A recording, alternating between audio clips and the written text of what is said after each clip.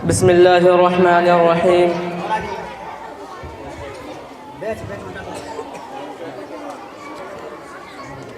نحمده ونصلي على رسوله الكريم اما بعد قال النبي صلى الله عليه وسلم خيركم من تعلم القرآن وعلمه او كما قال عليه الصلاة والسلام۔ ہمیں دنیا سے کیا مطلب، مدرسہ ہے وطن اپنا، مریں گے ہم کتابوں پر ورق ہوگا کفن اپنا۔ محترم سامعین کرام، آج کی اس مبارک رات اور آج کی اس مجلس میں آپ حضرات کو روبرو مدرسہ کی مختصر حقیقت بیان کرنا چاہتا ہوں۔ امید ہے کہ آپ حضرات غور و فکر اور توجہ کے ساتھ سنیں گے۔ مدرسہ ایک بہت بڑی نعمت ہے، آج کے دور میں مدرسہ بہت ہی قیمتی چیز ہے۔ اللہ نے آج یہ نعمت ہمیں عطا کی ہے، ہمیں اس سے فائدہ اٹھانا چاہیے۔ علم دین کا اتنا سیکھنا فرض ہے جس سے نماز روزہ وغیرہ درست ہو سکے۔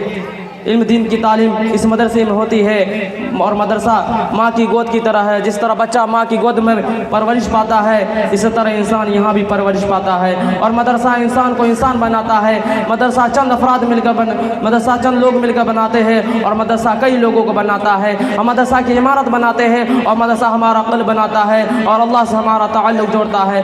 اور یہی نبی کا کام تھا کہ بندوں کو اللہ جوڑتے تھے، اور یہ مدارس بھی ہمیں اللہ جوڑتے ہیں۔ جس طرح انبیاء کرام بندوں اللہ جوڑتے تھے، اسی طرح یہ مدرسے ہم کو اللہ جوڑتے ہیں۔ لہذا ان مدرسوں کو نہ کوئی طاقت ہلا سکتی ہے اور نہ کوئی مدرسوں کو توڑ سکتا ہے۔ محترم بزرگوں، یہی وجہ ہے کہ آج مدارس کا جال ہر اطراف و اکناف میں پھیلا ہوا ہے، جبکہ حکومت رات دن اداروں کو مٹانے اور ختم کرنے کی کوشش کر رہی ہے، لیکن اداروں کا نظام ایسے ذات عالی کے قبضے میں ہے جس کو نہ کوئی بگاڑ سکا ہے اور نہ بگاڑ سکے گا انشاءاللہ تعالی۔ اب اس کے متعلقین کے بارے میں سرور دو عالم صلی اللہ علیہ وسلم کے زبان سے سنیے۔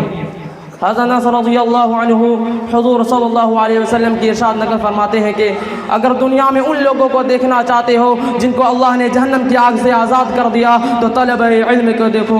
باخدا جو طالب علم صرف علم دین حاصل کرنے کی نیت سے کسی عالم کے دروازے پر جاتا ہے، اس کو ہر حرف اور ہر قدم پر 1 سال کی عبادت کا ثواب ملتا ہے، اور اس کے لیے جنت میں ایک شہر بنا دیا جاتا ہے، اور وہ جہاں جہاں اس قدم پڑتے ہیں اس کے لیے زمین اس کے لیے مغفرت کا اعلان کرتی ہے۔ صبح شام فرشتے اس کی مغفرت کا اعلان اس طرح کرتے ہیں، هؤلاء اتقاء اللہ من النار، یہ جن کو اللہ نے جہنم سے آزاد کر دیا۔ اس سے مراد وہی لوگ ہیں جو علم دین حاصل کرتے ہیں، مدرسے میں رہتے ہیں۔ ظاہر سی بات ہے جب طلباء کرام کا اتنا بلند مقام ہے تو ان لوگوں کی کیا شان ہوگی جو طلباء پر خرچ کرتے ہیں، مدرسے امداد دیتے ہیں، ان کو روپیوں پیسوں سے جو عمارتیں بنائی جاتی ہیں، تو اللہ تعالیٰ آخرت میں ان کو کتنا بڑا اجر دیں گے۔ دوستو، مدرسہ کیا ہے؟ مدرسہ میں قرآن ہے جو اللہ کی کتاب ہے، انقلابی کتاب ہے۔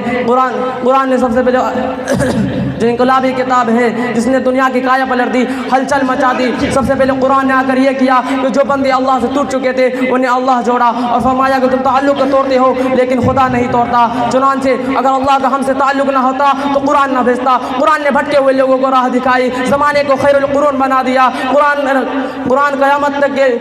قیامت تک کے لیے مشعل راہ بن گیا، اور قرآن کریم کا کتنا بڑا احسان ہے کہ حضور صلی اللہ علیہ وسلم کو محمد بن عبداللہ سے محمد رسول اللہ بنا دیا اور خاتم النبیین بنا دیا۔ بہرحال اداروں کا مدار طلباء کی تعلیم و تربیت اور باکمال مدرس پر ہے، تعمیر سے اونچائی نہیں آتی۔ اس مدرسے کا رشتہ صحابہ صفہ سے چلا ہوئے جس کے معلم سرور دو عالم صلی اللہ علیہ وسلم تھے، اور جس کے طالب علم ابو بکر صدیق رضی اللہ عنہ، عمر فاروق رضی اللہ عنہ جیسے تھے۔ ہم یہ فخر سے کہہ سکتے ہیں اولئک آبائی فجئنی بمثلہم۔ وآخر دعوانا الحمد للہ رب العالمین۔